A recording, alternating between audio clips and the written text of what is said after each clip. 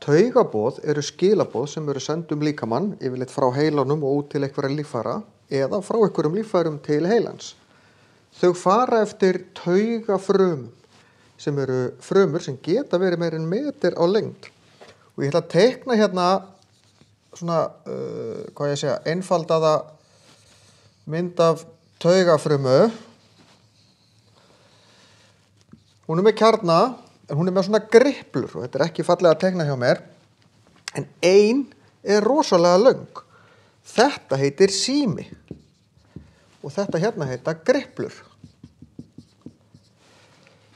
Síminn það sem liggur út úr taugafrumunni og ber yfir í næstu því að við getum teiknað síma á annari taugafrumu hér.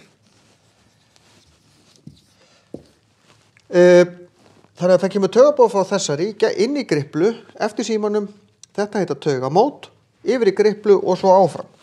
Þannig sendast boðin út allt og heilin í okkur ekkert annað en kraðak af taugafrumum.